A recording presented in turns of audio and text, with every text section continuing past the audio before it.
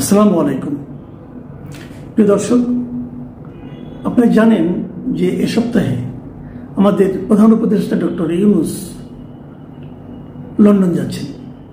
তিনি লন্ডন যাচ্ছেন ওনার একটা ব্যক্তিগত পুরস্কার নেওয়ার জন্য, পুরস্কার গ্রহণ করার জন্য, এবং সেই সঙ্গে বলা হচ্ছে সরকারের পক্ষ থেকে যে বিদেশে যে পাচার করা অর্থগুলো আছে বাংলাদেশের, সেগুলো উদ্ধার করার ক্ষেত্রে ইংল্যান্ড সরকারের সঙ্গে হয়তো আলোচনা করবেন। এটাও একটা উদ্দেশ্য হতে পারে। উনি ইংল্যান্ডের প্রধানমন্ত্রীর সঙ্গে দেখা করবেন বলে বলা হচ্ছে, এবং ইংল্যান্ডের যে রাজা আছেন চার্লস, তার সঙ্গে ওনার দেখা হবে। এই দেখার ফাঁকে ইংল্যান্ডের সাবেক মন্ত্রী, সিটি মিনিস্টার এবং লেবার পার্টির এমপি টিউলিপ সিদ্দিক, তার সঙ্গে ডক্টর ইউনূসের দেখা হওয়ার একটা সম্ভাবনা আছে। আসলে সম্ভাবনা অনেক আলোচনা হচ্ছিল বিএনপির প্রধান তারেক রহমানের সঙ্গে ওনার দেখা হবে কিনা, অথবা তারেক রহমান ওনার সঙ্গে দেখা করতে চাইবেন কিনা, চাইলে উনি দেখা করতে রাজি হবেন কিনা। যেমন এই আলোচনাটা ছিল, তেমনি টিউলিপ সিদ্দিকের সঙ্গে ওনার দেখা হওয়া নিয়ে একটা নতুন আলোচনা তৈরি হয়েছে। এই আলোচনার খবরটা আমরা জানতে পেরেছি ইংল্যান্ডের বিখ্যাত দ্য গার্ডিয়ান পত্রিকার মাধ্যমে। এই গার্ডিয়ান পত্রিকা আজকে একটা এ সংক্রান্ত রিপোর্ট প্রকাশিত হয়েছে। সেই রিপোর্টে লিখেছেন এই গার্ডিয়ান পত্রিকার চিফ রিপোর্টার ড্যানিয়েল বোফে, এবং সেই রিপোর্টে বলা হয়েছে যে টিউলিপ সিদ্দিক নিজে থেকেই ডক্টর ইউনূসের সাক্ষাৎ প্রার্থী হয়েছেন। তিনি ডক্টর ইউনূসের সঙ্গে কথা বলতে চান কি ব্যাপারে? উনি কথা বলতে চান যে বাংলাদেশের টিউলিপ সিদ্দিকের বিষয়ে যে সমস্ত অভিযোগ দুদক উত্থাপন করেছে এবং একটা গ্রেফতারি পরোয়ানা জারি হয়েছে বলে জানানো হয়েছে, সেই বিষয়গুলিকে টিউলিপ সিদ্দিক মিসআন্ডারস্ট্যান্ডিং হিসেবে অভিহিত করেছেন। তিনি বলেছেন বাংলাদেশের তার কোনো স্বার্থ সংশ্লিষ্ট কর্মকাণ্ড নেই। হ্যাঁ, এটা ঠিক যে এখানে ওনার খালা এদেশে দীর্ঘদিন প্রধানমন্ত্রী ছিলেন, এবং উনি বলেছেন যে আমার জন্ম ব্রিটেনে, আমার কর্ম সেখানে, বাংলাদেশে আমার কোনো ধরনের প্রফেশনাল কোনো কর্মকাণ্ড নেই, কাজেই সেখানে এই সমস্ত দুর্নীতির অভিযোগগুলো গ্রহণযোগ্য নয়। এবং টিউলিপ সিদ্দিক যে কথাটা বলেছেন, যেটা খুব গুরুত্বপূর্ণ, সেটা হলো যে তার পক্ষ থেকে তার আইনজীবীরা বারবার দুদকের আইনজীবীদের সঙ্গে যোগাযোগ করেছেন, কিন্তু দুদকের আইনজীবীরা এই ব্যাপারে কোনো মাত্র সাড়া দেয়নি। সাড়া না দিয়ে টিউলিপ সিদ্দিকের যে বক্তব্য, সে বক্তব্যটা হলো যে দুদক বাংলাদেশের কোনো একটা ঠিকানায় টিউলিপ সিদ্দিকের নামে বিভিন্ন রকম চিঠি পাঠাচ্ছেন, এবং তার বিরুদ্ধে কি কি অভিযোগ আছে সেগুলো মিডিয়ার কাছে প্রকাশ করে দিচ্ছেন, এবং অভিযোগগুলোই মিডিয়াগুলো এমনভাবে প্রকাশ করছে যেন মনে হচ্ছে যে উনি সেটা অপরাধী। দেখুন, টিউলিপ সিদ্দিকের এই যে বক্তব্য, এই বক্তব্যগুলো কিন্তু আপনি একেবারে উড়িয়ে দিতে পারবেন না।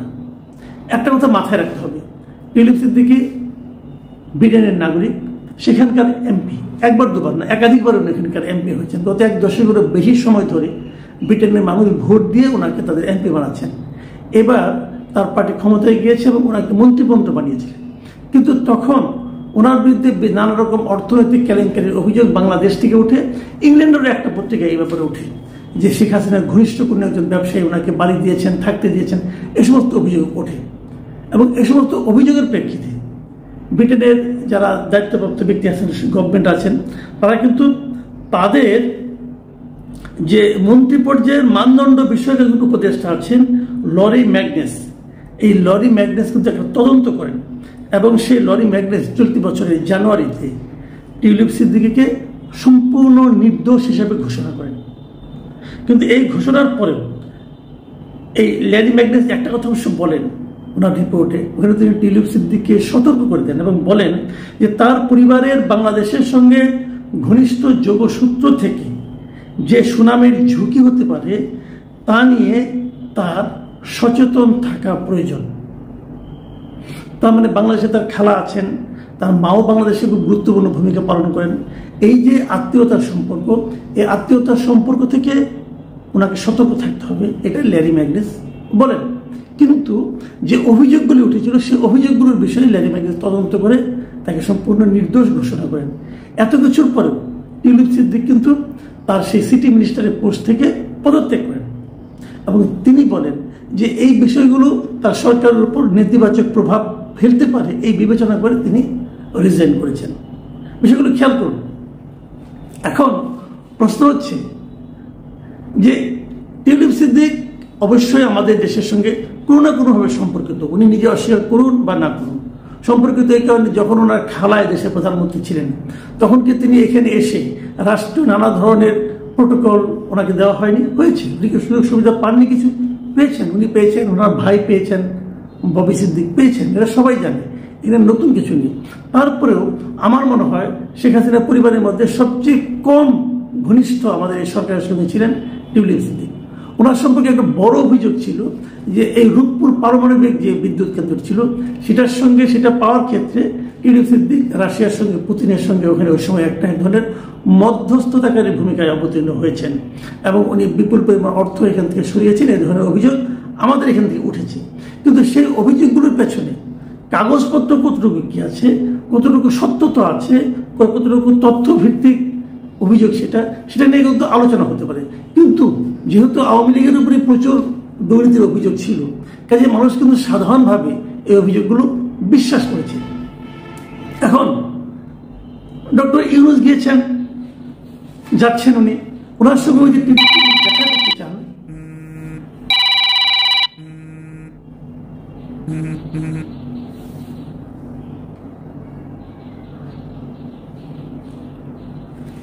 এখন ডক্টর ইউনূস ইংল্যান্ড যাচ্ছেন। এই সময় যদি টিউলিপ সিদ্দিক ওনার সঙ্গে দেখা করতে চান, আমি মনে করি এটা উনি ওনার সৎ সাহসেরই পরিচয় দিয়েছেন এই দেখা করতে চাওয়ার মাধ্যমে। এবং আমি এটাও মনে করি ওনার সঙ্গে আলোচনা করা ডক্টর ইউনূস, যদি ওনার সময় থাকে, আমি জানি না সময় আছে কিনা, যদি সময় থাকে আমি মনে করি ওনার কথা বলা উচিত।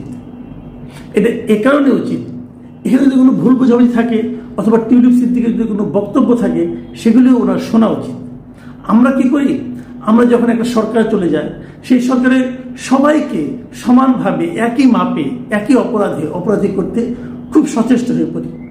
এতে যে জিনিসটা হয় যে যারা প্রকৃত অপরাধী সবাইকে লাগাতার এক মাপে ফেলে অপরাধী করার চেষ্টা করতে কি হয়, প্রকৃত অপরাধীরা কিন্তু দৃষ্টির আড়ালে চলে যায়।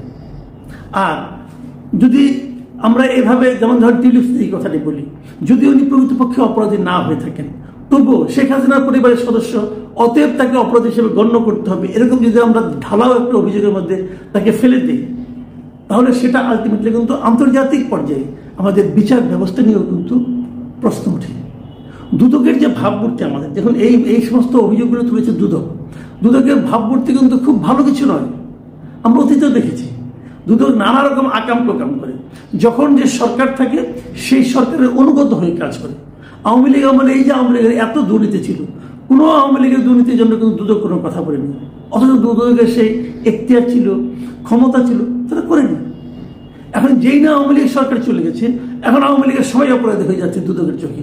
তো দুদকের এই সমস্ত আচরণকে কিন্তু আমার বিবেচনায় খুব যে একটা আপনার একদম নীতি নৈতিকতা সম্পন্ন অভিযোগ, তা কিন্তু আমি পার্সোনালি মনে করি না।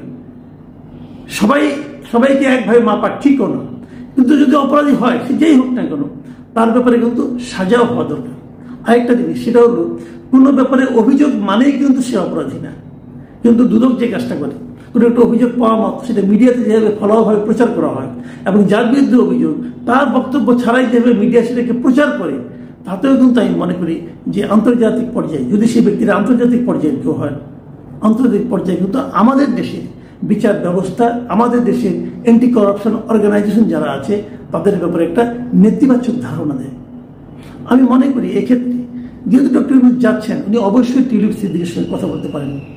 উনি কথা বললেই তো সব বুঝে যাবেন না, ডক্টর ইউনূসেরও বক্তব্য আছে। উনি যদি প্রয়োজন মনে করেন এখানে দুদকের লোক তো ওনার সঙ্গে নিতে পারেন। যদি উনি দেখা না করেন, সময় না দেন, তাহলে এটা কিন্তু তখন টিউলিপ সিদ্দিকের পক্ষ থেকে একটা বক্তব্য পড়তে পারে যে ওনাদের আত্মবিশ্বাস নাই, ওনাদের কাছে পর্যাপ্ত ডকুমেন্ট নাই, এই জন্য ওনারা আমার কথা শুনতেই চাইলেন না। ওনাকে আত্মপক্ষ সমর্থন করে সুযোগ দিন, অথবা ওনার উকিলকে, আমাদের দুদকের উকিলরা কেন বারবার এড়িয়ে যাচ্ছেন সেই বিষয়ে কিন্তু একটা সুরাহা হওয়া দরকার। আমরা চাই যে প্রত্যেকটা অপরাধীর সাজা হোক, সে যেই হোক না কেন সাজা হোক, কিন্তু যে অপরাধটা করেনি তার নামে দুর্নাম রটনা করা হোক, আমরা এটাও চাই না। প্রিয় দর্শক, এখন এ পর্যন্তই। আল্লাহ হাফিজ।